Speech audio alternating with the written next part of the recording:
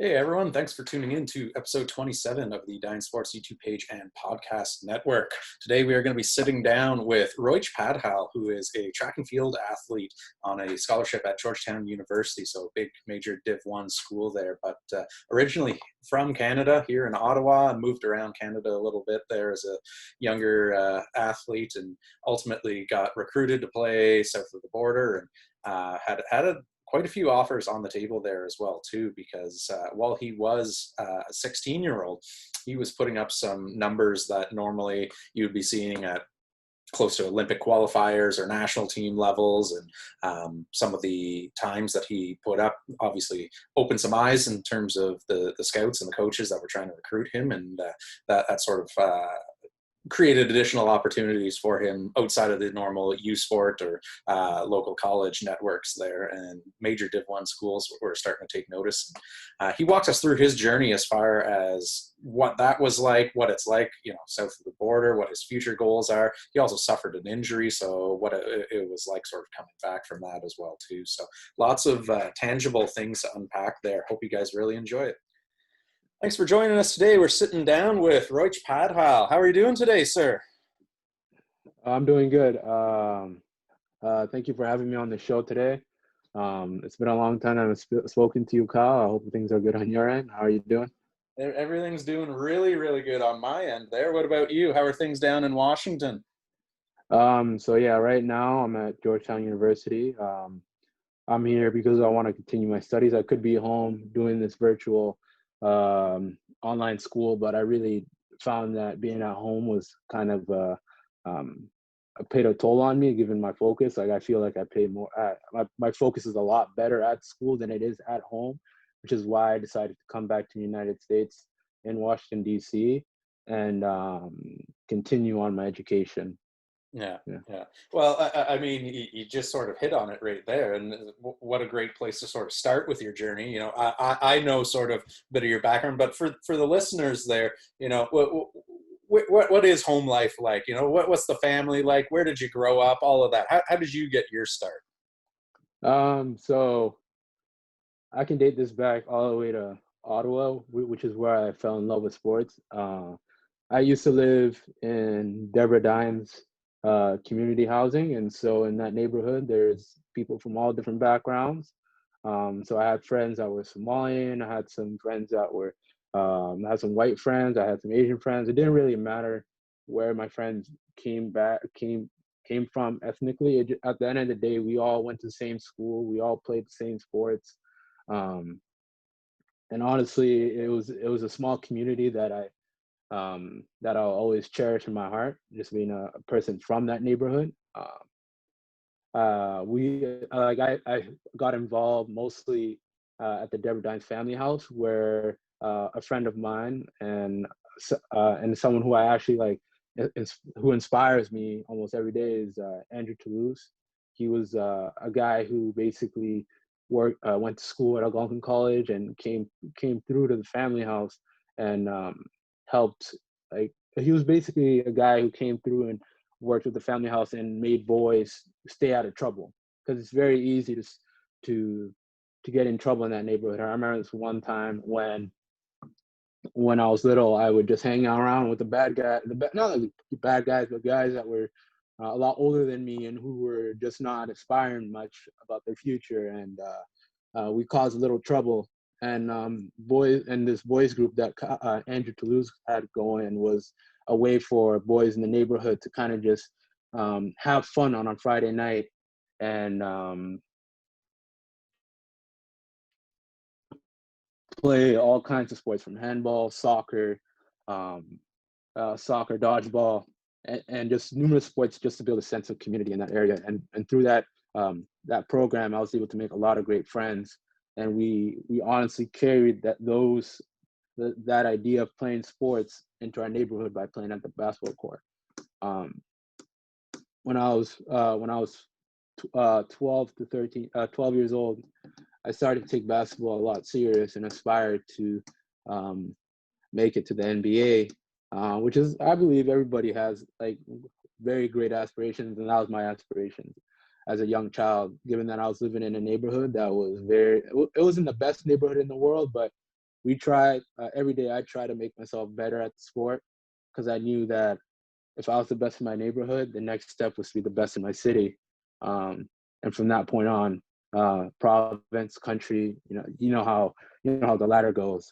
And so my history literally starts in that neighborhood, Deborah Dines. And honestly, I didn't really. My first step into attaining my goal was when I first played for um, the Ottawa Thunderbolts, which was actually um, um, a basketball team that was run by the Boys and Girls Club with the help of Tim. I didn't really Tim didn't really get to see me play until I played at when the Boys and Girls Club had a boys.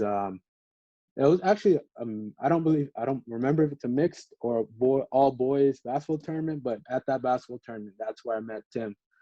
And he just recruited me, and I believe that I was the first one from my neighborhood to even from my area to even like try out for this team, which I bus to practice almost every day for 40 minutes. No, I took a 40-minute bus ride, to this location, to the Boys and Girls Club in Britannia, to practice with the Ottawa Thunderbolts. And as of now, my teammates, Owen Boyvert, Javon Westcarth, and a couple of other guys who I played with actually played at a pretty high level. I could say that Lual Cott played for Canadian Flight Academy, and who else? Owen Boyvert plays for Carleton University, and Javon Westcard plays at the JUCO level. All these guys that I played with growing up, we all had big aspirations, and they're honestly achieving their dream. And I knew that one day that I could honestly attain something. I wanted to be the best athlete I could be. Doesn't matter what sport it was. I knew that at some point I'm going to reach the highest level possible in the sport that I desire. Um, Yeah, and, yeah, and I, that's just it too, right? You obviously yeah, grew up playing quite a few sports there, right? yeah. At what point at what point did track sort of enter the realm of possibilities as well there too? Because you've already rattled off, handball, dodgeball, basketball, all sorts of other things there. When did you start figuring out that, hey, I'm also a pretty fast runner here as well too? I'll be honest. When I was in middle school, I was pretty good at track. I remember winning cross country in grade 8 on the Catholic school board, winning the 1500 meter and the 400 meter races, and also winning a sprint relay for my middle school. And so this was board wide as well. So for me, I knew I was already talented as a track athlete, or just like I knew I had the athleticism, but for me, the main focus was just basketball because I knew that at some point, and I had cousins who were older than me, um, who played basketball, and at some point, I just wanted to be better than them. It's just being competitive, honestly, as a kid, and just kind of proving yourself to others that you're capable of doing what you want to do, such as playing basketball at a high level. Yeah, yeah, and you've Yeah, already mentioned you're down in Georgetown, and yeah, you're actually there running track for Georgetown Hoyas and all of that. I mean, Georgetown's a pretty prominent Div 1 school here. How did that sort of come about? Where not only were you getting offers to run track north of the border, but also American schools started taking looks at you as well too. yeah. So as you mentioned, what got me into track really was when I was playing basketball. I didn't run track in grade 9 because I was living in Alberta. In 2013, I moved back to Ontario, and I played basketball. I played basketball like I planned to, and then track just came out of the blue. I really didn't train for track or had um, any aspirations to become a track athlete. It was more so just a way for me to be fit. And on my journey to being fit, I ended up being ended up competing at a very high level. ended up meeting this coach by the name of Janet Takahashi. She's a volunteer coach for the University of Western Ontario's track and field team. And she had helped me realize that I had the potential to become actually great at the sport. Like, I knew I could be good at a sport, but I didn't think I'd be. I was in grade 10, someone who has no experience running competitively. I ended up winning the grade 10 800 meter grade 10 800 meter for the 800 grade 10 800 meter final for OFSA in grade 10, and that was my first year competing as a track athlete, and I was accomplishing a lot of things. And then the following year, that's when I took the big leap. So I was competing at a high level at that point in grade 10. I remember going to Montreal for the Canadian Youth Track and Field Championships, and I ended up placing fourth at that meet, being my first national, I guess, track and field meet. And I saw that I was the highest. I finished the best place for someone in my age category. I was racing a year up, and so the following year I had goals of making, because I knew, because that same year I also qualified for the World Youth Championship, but I didn't sign the consent form saying that I wanted to my declaration form. I didn't sign the declaration form in time, so I wasn't eligible. And so the following year I had goals in that I wanted to make the World Junior team. And to make the World Junior team, I had to run 1:49.5, which you may not know is a pretty competitive time for college athletes. And mind you this, I was 16 years old. So at 16 years old, I wanted to run like a college athlete at that age. So when grade 11 came by, I trained with my coach. And with my coach, we were at the OFSA championship for senior boys. So mind you, this is the highest level you compete for. This is the highest category you can compete for, the 800 meter in Ontario high school. I'd end up winning that in a convincing time of 1:49.6. So I was 0.1 off. And at that instant, just a lot of Canadian coaches actually started recruiting me. And so a couple weeks later, I ended up running 1:49.2, which was below the World Junior standard. And so mind you this, I am 16 years old, and I'm running times that 18 and 19-year-olds should be running in the 800 meter competitively. And when I competed at the junior national meet, this was the Olympic trials. So I was at the Olympic trials in Canada, in Edmonton in 2016. And so when I was at that meet, I had actually ended up getting recruited by a bunch of coaches who were interested in me, like Nebraska, University of Tulsa, and just countless other schools that were looking for another 800 meter runner to join their ranks. And I was only in grade 11, and I was 16 years old, and I honestly couldn't believe what I was achieving so quickly, and given where I'm from, and how much my work ethic has taken me so far. I was honestly, like, that's when I started getting the offers in grade 11. And I don't, like, I'm also, like, I don't understand the magnitude of, like, I still don't understand the magnitude of the moment, given that I was just competing, honestly, and I was doing stuff that 18 and 19-year-olds were doing at that age. Yeah, yeah. Were there any other schools other than Georgetown that you were seriously considering before you ended up committing to? Yeah, I ended up considering Nebraska and Georgetown at the end. Nebraska have a history of competing competitively with their track team, so I was considering them. But what really separated Georgetown from Nebraska was just the fact that they had they were highly ranked as a school, and knowing how competitive I was, and I wanted to go to a school that also challenged me academically. And I'm not advising this for anybody, but you really have to be about what you like. Honestly, be 100% dedicated to what you wanted to do long run. Because I've met a lot of people um, who are just not. They're probably not the smartest people in the world, but they'll work their tail off just to meet their goals at the end. Honestly. Yeah. And I mean, over the course of your career, you've run a couple different distances, right? You know, you've Yeah. had 400 meters, 800 meters. You said you originally started out in the 1500 meters. Yeah. But if you had to choose, you know, your bread and butter, what's your specialty there? What's the race that you look forward to the most on a meet weekend?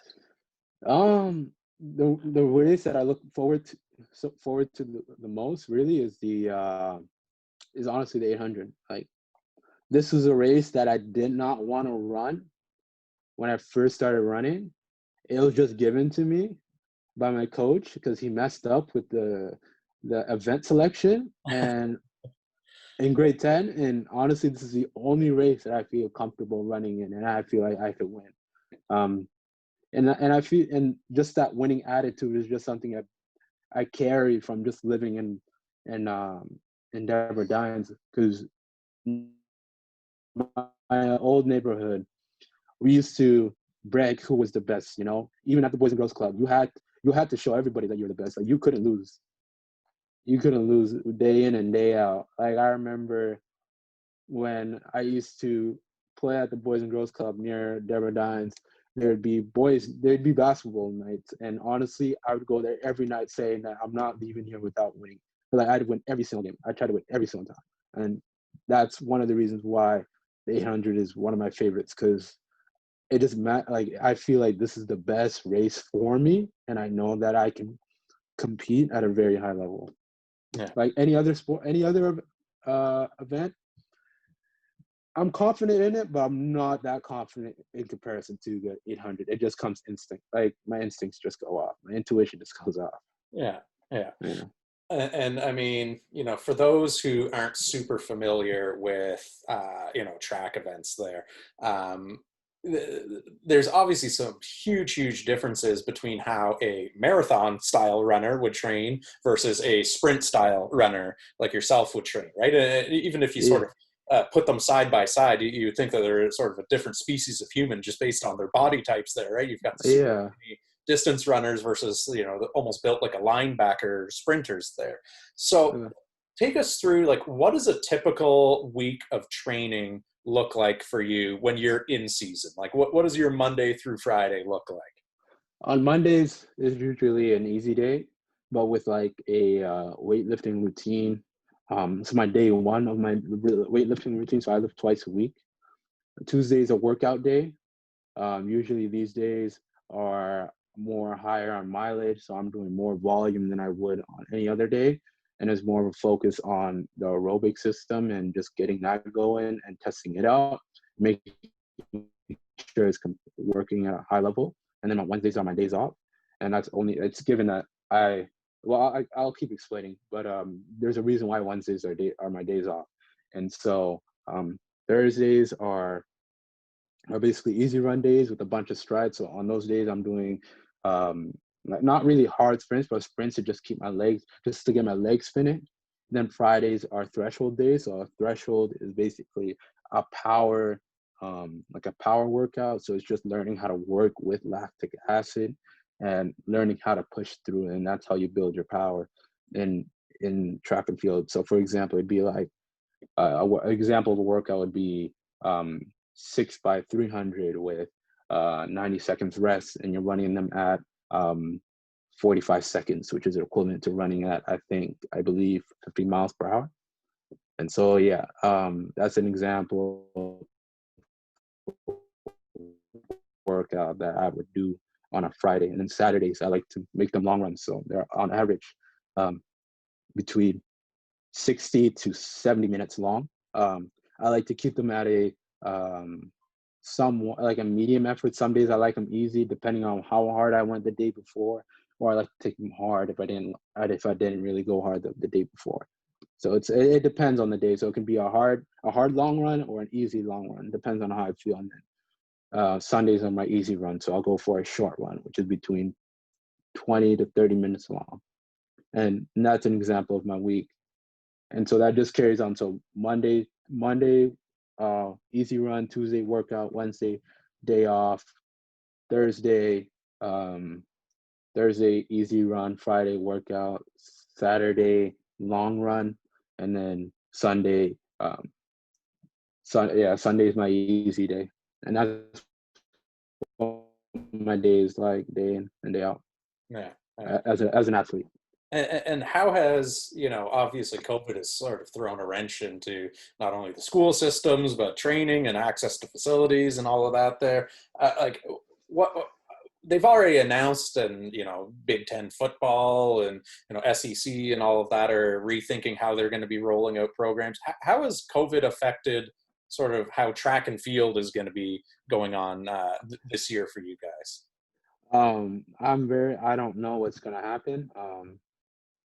Like I can't really speak about this because this is something that my coaches are always speaking about in their corner. So like as an athlete, it's just a matter of me just continuing to stay fit and making sure that when it's time to go, I'm ready to go.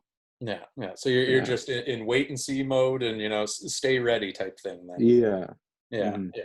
So I mean, you're going into your senior year now, and obviously freshman year very different than senior year. Freshman year, you're probably deer in the headlights, sort of looking around, big campus, just getting your feet wet. Senior year, Yeah. this is sort of your last kick of the can here. What sort of goals are you setting for yourself this year, assuming everything rolls out normally and all the events happen normally and all that? Let's put COVID aside here. What sort of goals do you have for yourself this year? Um, this year, I'd honestly like to become like, so the last few years I've been pretty hurt with injuries, and I've been learning how to adapt with these injuries. So after my grade 11 year, I actually fractured my kneecap, and from that standpoint, I was more so like it put like a big stop in my progress. Um, but the year after, I actually ran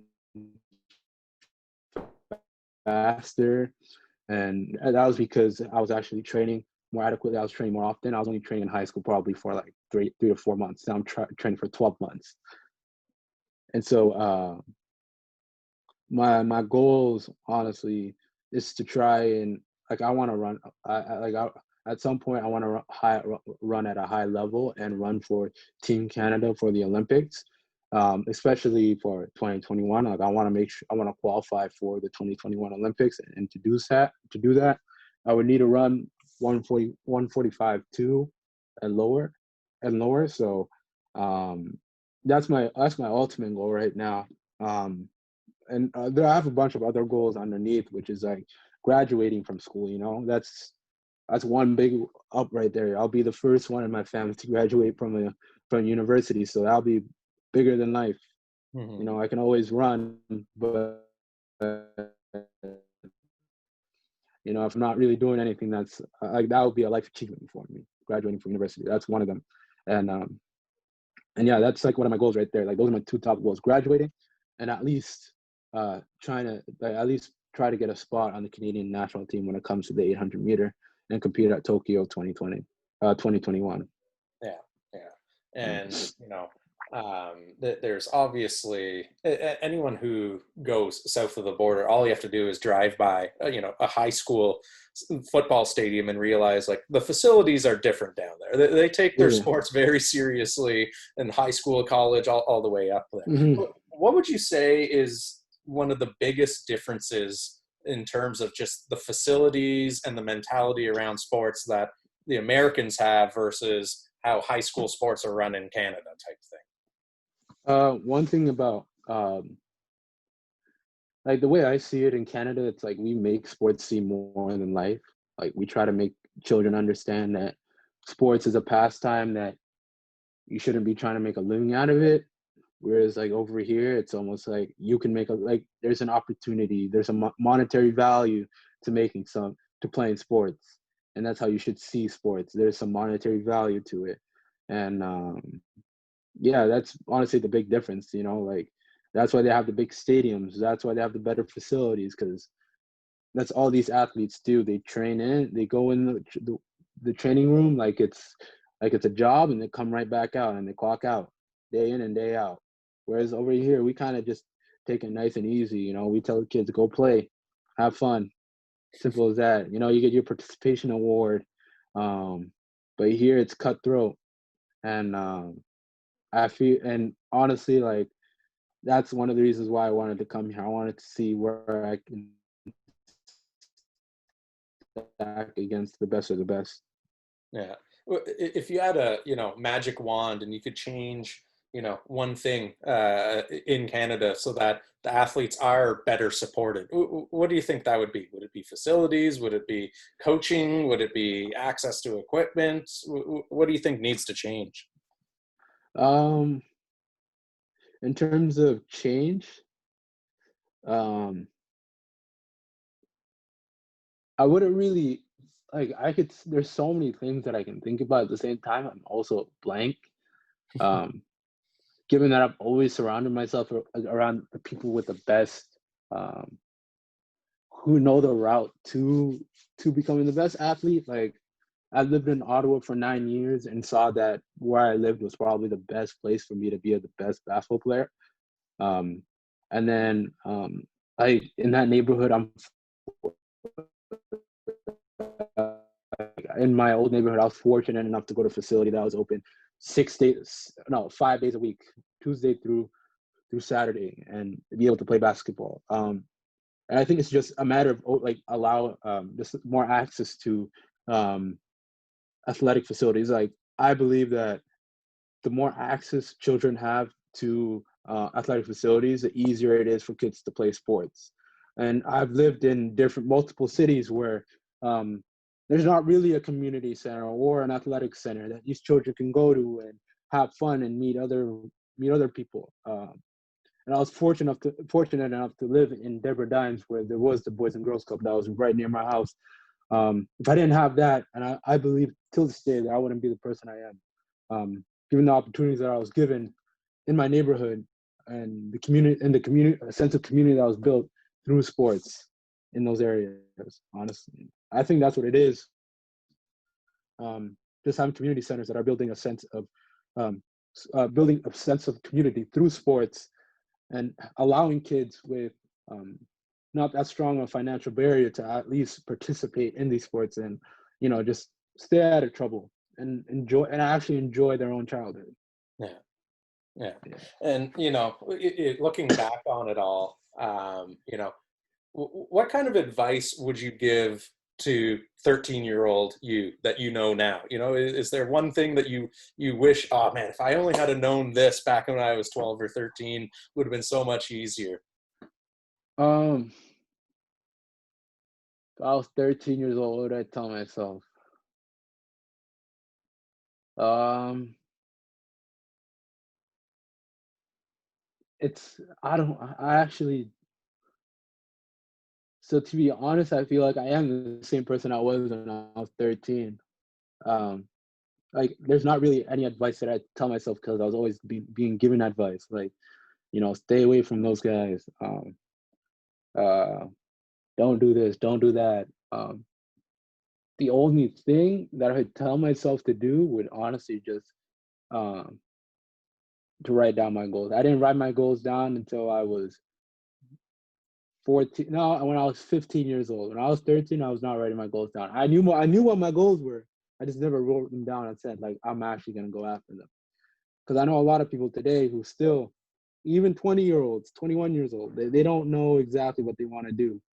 And just having that, just writing it down makes it a lot easier. It's just another step forward to knowing exactly what you want to do in life. And given that I had aspirations to become a NBA player at a young age, were my aspirations as a young kid.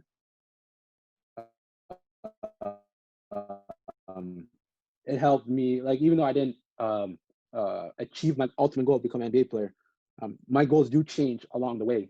Your purpose does change as you reach your ultimate goals. So I'm not saying like, okay, write down your goal and that's who you want to be deep down. Just knowing like writing down your goals is important in that it basically just shapes your personality in a way that makes you a better person and helps you realize and it gives you a sense of purpose. And it's really hard at a young age to understand what you want to do at that age of being of an adult.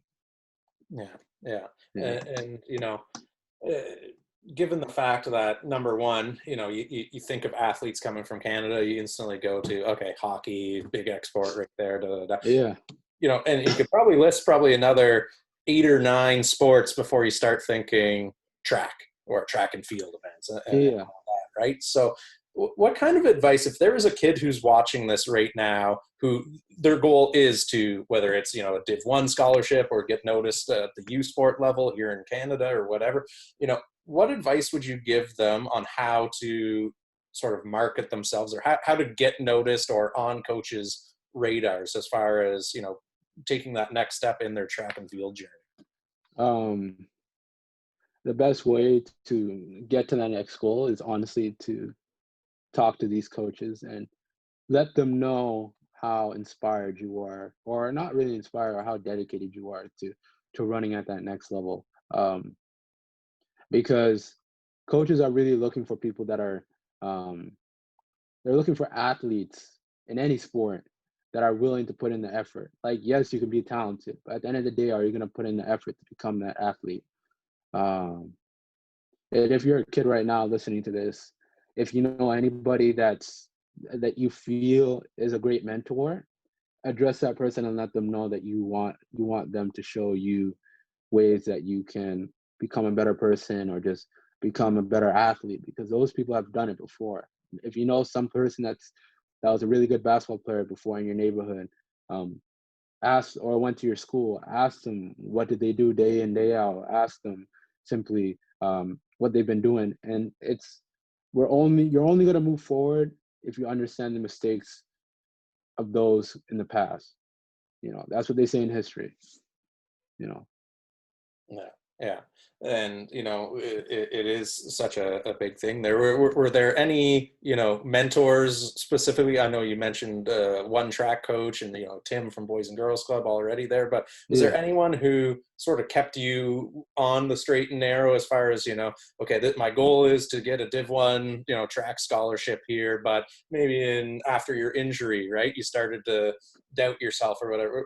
Did you have that person in your life who sort of kept you focused, kept you motivated, whether it was a family member or whatever?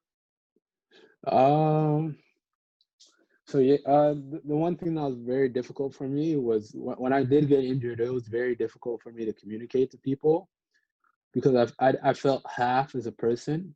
um I didn't feel like I was the best I wasn't the person I was a couple months ago. I felt handicapped. I felt as if, not like the world ended, but like if I could like if I lost the person I was before. Like there were moments where I considered taking, I don't think a gap year, but it was just like I had thoughts that were processing through my head about whether or not um, I was going to be the same person after my injury.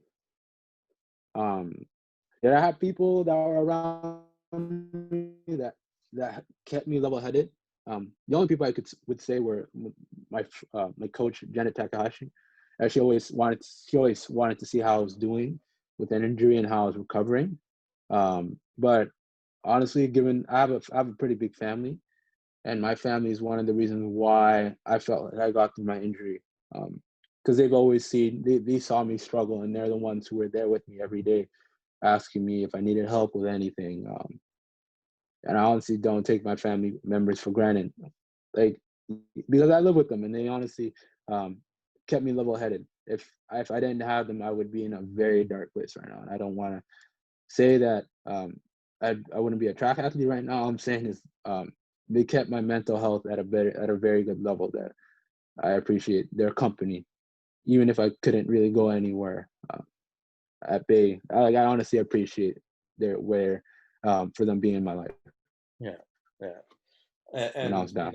the family is so important, and so shout out to mom and dad and brothers and sisters, all of that, Yeah. but if there was a kid who did have questions, or wanted to learn more about sort of your journey there, like how could people get a hold of you? Is it best through social media, or where can people find you? The best place to contact me would be on Instagram. I am private, but if you follow me, um, I will follow you back, and my DMs are always open. So if you have any questions in mind about just really anything, you wanted to just have a conversation about life, I'm more so open about it. I I'm someone who's met a lot of people, so I'm not shy to talk to someone who wants to get to know me. Yeah, yeah. And that's a wrap for another episode of the Dine Sports YouTube page and podcast network. As always, huge thank you goes out to our guest today, Ruach Padhal.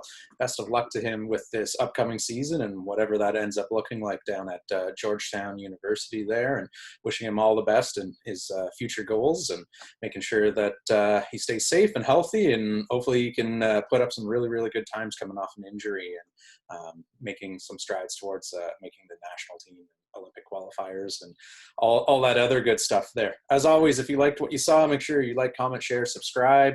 We've also got various social media outlets that we'd love to connect with you guys on there too. All of them at Dine Sports. That's on all the big three there: Facebook, Instagram, Twitter, all that good stuff. So we've got some more great guests coming up next week. Hope you guys have a great weekend. Stay tuned.